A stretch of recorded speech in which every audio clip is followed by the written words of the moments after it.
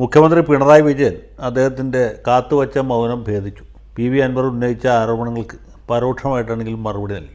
പല കാര്യങ്ങളിലും അദ്ദേഹം മൗനം പാലിച്ചു, പലതിൽ വ്യക്തത വരുത്തിയില്ല. പക്ഷേ ഒരു കാര്യം അദ്ദേഹം വളരെ ഖണ്ഡിതമായിട്ട് പറഞ്ഞു.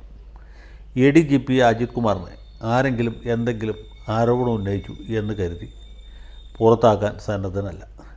അജിത് കുമാറിൻ്റെ പേരിൽ നിലവിൽ യാതൊരു നടപടി എടുക്കാൻ സർക്കാരിന് യാതൊരു പ്ലാനുമില്ല.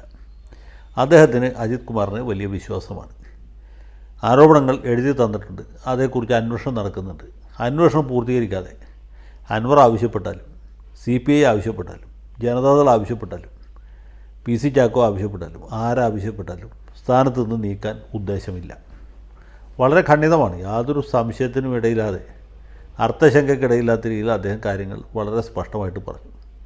എന്ന് മാത്രമല്ല, പുള്ളി ഒരു കാര്യം കൂടി പറഞ്ഞു. പോലീസിൻ്റെ മനോവീര്യം തകർക്കാൻ ഒരിക്കലും അനുവദിക്കുകയില്ല.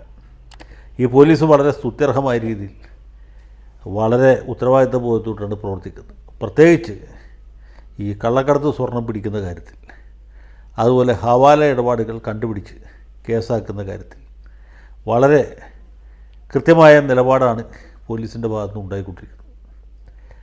അതിൽ വിട്ടുവീഴ്ച ചെയ്യാൻ തയ്യാറല്ല. പുള്ളി ചില ജില്ലകളുടെ കണക്ക് എടുത്തു പറഞ്ഞു. അൻവർ പ്രതികരിക്കുന്ന ജില്ലയെ പുള്ളി എടുത്തു പറഞ്ഞു. ആ ജില്ലയിലാണ് ഏറ്റവും അധികം സ്വർണ്ണക്കടത്ത് പോലീസ് പിടിച്ചിട്ടുള്ളത്. ഹവാല ഇടപാടുകൾ മുക്കാലേ മുണ്ടാണിയും അവിടെയാണ് സംഭവിച്ചിട്ടുള്ളത്. ഈ ഹവാല ഇടപാടുകാരെയും അതുപോലെ സ്വർണം കള്ളക്കടത്ത് നടത്തുന്ന ആളുകളെ സഹായിക്കാൻ വേണ്ടിയാണ് അൻവർ ഇങ്ങനെ ഒരു ആരോപണം ഉന്നയിച്ചതെന്ന് മുഖ്യം പറഞ്ഞിട്ടില്ല. പക്ഷേ വ്യംഗ്യം അതാണ്. സ്വർണ്ണക്കടത്തുകാരും അല്ലെങ്കിൽ ഹവാല ഇടപാട് നടത്തുന്ന ആളുകളുമാണ് അൻവറിനെ കൊണ്ട് ഇങ്ങനെ ഒരു നിലപാടെടുപ്പിച്ചിട്ടുള്ളത്. പോലീസ് ഉദ്യോഗസ്ഥന് നേർക്ക് വിരൽ ചൂണ്ടുന്നതിൻ്റെ പുറകിലെ ചേതോവികാരം ഇതാണ് എന്ന് കേൾക്കുന്നവർക്ക് തോന്നുന്ന രീതിയിലുള്ള ഒരു മറുപടിയാണ് അദ്ദേഹം നൽകിയിട്ടുള്ളത്. എന്നാൽ പ്രത്യക്ഷത്തിൽ പുള്ളി ആരെയും കുറ്റപ്പെടുത്തിയിട്ടില്ല. സ്വർണ്ണക്കള്ളക്കടത്ത് നടക്കുന്നുണ്ട്, അത് പിടിക്കുന്നുണ്ട്, ഹവാല ഇടപാടുകൾ പിടിക്കുന്നുണ്ട് എന്ന രീതിയിൽ സംസാരിച്ചു. അതേസമയത്ത് പുള്ളി ഒരു പാർട്ടി നേതാവായിട്ട് പറഞ്ഞത്, ഇങ്ങനെ ഒരു ആരോപണം ആർക്കെങ്കിലും ഉണ്ടെങ്കിൽ അത് പാർട്ടിയിലാണ് ആദ്യം ഉന്നയിക്കേണ്ടത്, അല്ലെങ്കിൽ മുഖ്യമന്ത്രിയുടെ അടുത്താണ് ഉന്നയിക്കേണ്ടത്. അതിന് പകരം പത്രത്തിലാണ് ഉന്നയിച്ചത്. ഇതാദ്യം ചെയ്തപ്പോൾ തന്നെ അദ്ദേഹത്തെ വിളിക്കാൻ ശ്രമിച്ചു. അപ്പോൾ അദ്ദേഹം ഫോൺ ഓഫ് ചെയ്ത് വെച്ചു എന്ന് അദ്ദേഹം തന്നെ പറഞ്ഞു. പിന്നീടും അദ്ദേഹം അത് ആവർത്തിച്ചു. പിന്നീട് ഈ വിഷയത്തിൽ പരാതി നൽകി അപ്പോഴും ആ രീതിയിൽ സംസാരിക്കും. പക്ഷേ അതിനൊക്കെ വിപരീതമായിട്ടുള്ള പ്രവൃത്തികളാണ് അൻവറിൻ്റെ ഭാഗത്ത് നിന്ന് ഉണ്ടായിക്കൊണ്ടിരിക്കുന്നത്.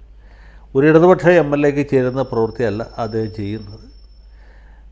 അദ്ദേഹം കോൺഗ്രസിൽ നിന്ന് വന്ന ആളാണ് എന്ന ഒരു ഒഴുക്കൻ മറുപടി, ഒരു വിശദീകരണവും മുഖ്യമന്ത്രി നൽകി. അപ്പോൾ ഒരു കാര്യം വളരെ വ്യക്തമാണ്. അൻവറിൻ്റെ ആരോപണങ്ങളുടെ പുറത്ത് അന്വേഷണം നടക്കും, ചട്ടപ്പടിയുള്ള അന്വേഷണം നടക്കും എന്നുള്ളതല്ലാതെ അജിത് കുമാറിനെ കൈവിടാനായിട്ട് മുഖ്യമന്ത്രിക്ക് താല്പര്യമില്ല. തൃശ്ശൂർ പൂരത്തെ സംബന്ധിച്ചുള്ള ഇതുപോലെ തന്നെ പരാതി കിട്ടിയിട്ടുണ്ട്, അന്വേഷണം നടക്കുന്നുണ്ട്. അന്വേഷണത്തിൽ എന്തെങ്കിലും കണ്ടെത്തുകയാണെങ്കിൽ അപ്പോൾ നടപടി എടുക്കുന്ന കാര്യം സർക്കാർ ആലോചിക്കും. അതിനപ്പുറത്തേക്കൊന്നും ചെയ്യാൻ പ്ലാനില്ല.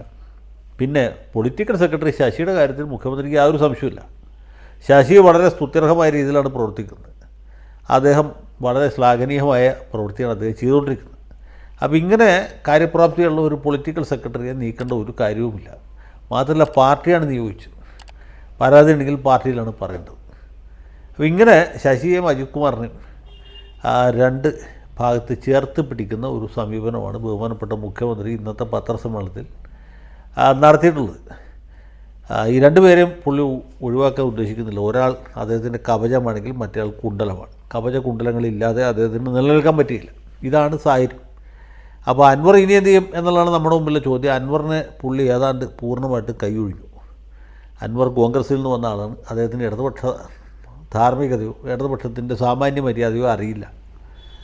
അൻവറിൻ്റെ ആരോപണങ്ങളിൽ വലിയ കഴമ്പില്ല. അന്വേഷണം തീർന്നതിന് ശേഷം മറ്റു കാര്യങ്ങളിലേക്ക് പോകാം എന്ന നിലപാടാണ് മുഖ്യമന്ത്രി ആദ്യം മുതൽ അവസാനം വരെ സ്വീകരിച്ചത്. അപ്പോൾ ഇതാണ് ഇപ്പോഴത്തെ ഒരു സാഹചര്യം. മുഖ്യമന്ത്രി വഴങ്ങാൻ തയ്യാറില്ല, ADGPയെ മാറ്റാൻ തയ്യാറില്ല, പൊളിറ്റിക്കൽ സെക്രട്ടറി അടുത്ത് യാതൊരു വിട്ടുവീഴ്ചയ്ക്കും തയ്യാറല്ല. ഇനി അൻവർ എന്ത് ചെയ്യും? അൻവർ ആരോപണത്തിൽ ഉറച്ചു നിൽക്കുമോ, അതോ കൊടുത്ത ആരോപണങ്ങൾ പിൻവലിക്കുമോ, അതോ അത് ഈ ഛർദ്ദിച്ചത് വിഴുങ്ങുമോ എന്ന ചോദ്യത്തിലാണ് നമ്മളിപ്പോൾ നിൽക്കുന്നത്. അൻവറിൻ്റെ പത്രസമ്മേളനം കൂടി കഴിഞ്ഞാലേ നമുക്ക് അതിനെക്കുറിച്ച് വ്യക്തമായിട്ട് എന്തെങ്കിലും പറയാൻ കഴിയുള്ളൂ. പക്ഷേ ഇപ്പോഴത്തെ നിലയ്ക്ക് മുഖ്യമന്ത്രി ഏകപക്ഷീയമായ 2 ഗോളടിച്ച് മുന്നിടുകയാണ്. ഒന്ന്, അദ്ദേഹം ADGPയോ പൊളിറ്റിക്കൽ സെക്രട്ടറിയോ മാറ്റുകയില്ല എന്ന് പറഞ്ഞു. 2, അതിനേക്കാൾ മാരകമായ ഗോൾ എന്ന് പറയുന്നത് ഇങ്ങനെയുള്ള ഇങ്ങനെയുള്ള ദുരാരോപണങ്ങളുടെ പുറകിൽ സ്വർണ്ണക്കടത്തുകാരും കള്ളക്കടത്തുകാരും മറ്റു സാമൂഹ്യ വിരുദ്ധ ശക്തികളുമാണ് എന്ന് പുള്ളി വളരെ വ്യക്തമായി സൂചിപ്പിച്ചു.